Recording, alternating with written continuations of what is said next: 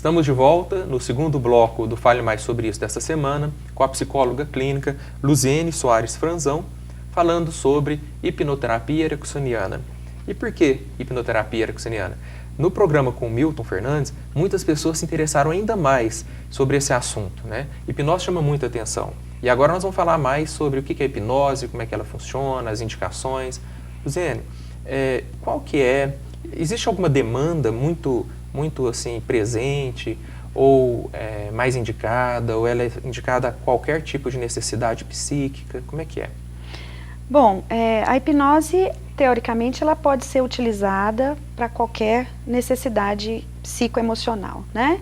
Mas nós temos casos muito bem sucedidos com o tratamento de ansiedade, com depressão, pânico, responde muito bem à terapia com hipnose, né? E outras demandas, traumas, trabalho com traumas e etc. Por ser uma hipnose naturalista, que a gente chama, e Milton Erickson resgatou o uso da hipnose justamente com esse cunho mais naturalista, e considerando a hipnose como um estado de atenção focalizada. Todos nós entramos em hipnose várias vezes ao longo do dia, e é uma auto-hipnose. Agora, quando o cliente, o paciente chega no consultório, existe o objetivo terapêutico. E aí nós vamos fazer o uso de algumas ferramentas, algumas técnicas, para facilitar esse estado de atenção focalizada. Mas como assim nós entramos várias vezes em auto-hipnose ao longo do dia? Vamos dar um exemplo. Um exemplo, você está num elevador. Sim. Enquanto você aguarda e focaliza a atenção ali nos andares que vão passando um por um, você está em auto-hipnose. Você está ali, a sua mente está prestando atenção numa coisa e pode estar prestando atenção em outra em paralelo. Seus pensamentos estão ali, você está prestando atenção nos números que vão passando. É um exemplo. Tem duas situações que eu acho que se aproximam bastante disso. Às vezes, no trânsito, com certeza. No congestionamento ou no sinaleiro que demora muito. Você desliga dali, vai para um outro lugar mentalmente, né? Quando você está muito absorvido, por exemplo, num filme, uma cena de filme que te chama muito atenção e você focaliza totalmente sua atenção. Às vezes alguém comenta alguma coisa com você e depois a pessoa fala, mas eu te falei isso naquela hora que você... Eu não ouvi, eu não prestei atenção naquilo. Eu estava focado, eu estava em auto-hipnose. E aproveitando a nossa experiência como professores, muitas vezes também o aluno está sentado. E ele entra em hipnose. Na carteira, né? E o professor dando aula e ele está com o olhar vago, assim, longe. Isso é um exemplo de hipnose. E o mundo correndo ao redor dele e ele em outra dimensão. Em outra dimensão. Agora, o interessante é que, por exemplo, no exemplo que você deu do trânsito, o sinal está fechado e você está ali longe, mas a hora que o sinal abre, imediatamente você já retoma, você toma uma ação. Isso ajuda a entender que o cliente não perde o controle. Não perde. A mente, tanto a consciente quanto o inconsciente, são protetores daquela pessoa. Então, um dos mitos é assim, em relação à hipnose. Se eu fizer um exercício de hipnose, se eu for num psicólogo e ele conduzir um exercício comigo, eu vou contar coisas que eu não quero contar? Eu vou agir de uma forma que eu não quero agir, como tem essas experiências de palco, né? E isso, então, acaba amedrontando as pessoas, assustando. De forma alguma isso acontece. Existe uma mente que protege, inclusive se a pessoa for acessar memórias e experiências muito traumáticas, muito dolorosas, a mente bloqueia, né? Ela não entra naquele exercício no momento, porque ela é uma memória dolorosa e ela protege. Mas o tempo todo existe essa proteção. Só vai dizer coisas que, ou pensar, ou processar coisas que realmente vão de encontro ao universo da pessoa. Às suas crenças, aos seus desejos, aos seus objetivos. E valores, né? E valores, principalmente. Morais. Principalmente. Nada vai ser feito em hipnose que a pessoa não faria conscientemente.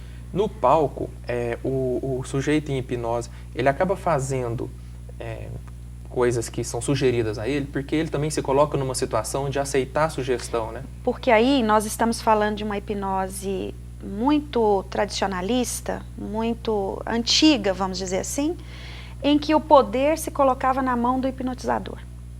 Aqui nós estamos falando de uma hipnose naturalista, em que o poder está na mão do sujeito, da pessoa que está passando por aquele exercício, por aquela atividade. Ele é ativo e não o hipnotizador. Ele que produz as experiências internas e, consequentemente, as mudanças internas necessárias naquela situação. Mas no caso da hipnose mais tradicional, né, o poder estava colocado na mão do hipnotizador. E esse poder de influência é muito grande, até de perceber numa plateia quem seria mais sugestionável. E chamar justamente aquela pessoa mais sugestionável. E com isso você tem esses casos, essas histórias. Ele faz, por exemplo, o apresentador de palco, o que ele acaba fazendo? Ele gasta um tempo estudando a plateia. Exatamente, o perfil das pessoas ali e pega e chama justamente os mais sugestionáveis. Aí ele vê na plateia quem é mais sugestionável em função de algum comando que ele deu, fala, você vem cá. E essa pessoa acaba comprando a ideia. Isso. E no caso do consultório, da clínica, nada disso não acontece, né? A pessoa está ali, ela tem um objetivo terapêutico. O terapeuta, ele tendo essa consciência do uso da ferramenta, por isso que precisa de uma formação clínica, não é dado a outros profissionais que não sejam profissionais ligados diretamente à saúde, principalmente saúde mental. Então ele precisa de uma formação, ele precisa de uma orientação, não é qualquer pessoa que deve sair fazendo o uso da ferramenta. Porque senão cai muito nessa hipnose antiga e de palco, de show. Eu vou demonstrar que eu tenho poder sobre outra pessoa, então eu vou aprender as técnicas de hipnose e vou utilizar com todo mundo. Não. Existe um contexto, existe uma necessidade, existe um objetivo.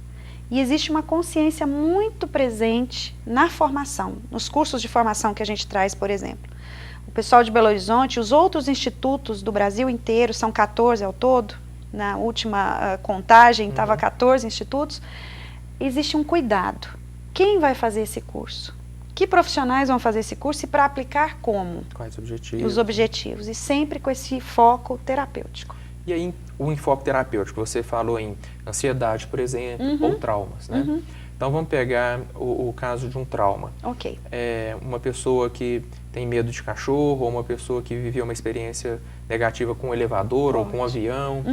A hipnose vai conduzir a pessoa para dentro de si, acessar essas memórias. Acessar essas memórias, e aí a gente está falando já de regressão. Né? A regressão é uma técnica, é uma ferramenta dentro da hipnose. Ela é um fenômeno também. Às vezes, durante um exercício que a gente está conduzindo, o paciente naturalmente ele já volta em experiências e memórias anteriores, mesmo que o meu objetivo terapêutico não seja aquele, naquele momento. Mas quando ele retorna, ele relata.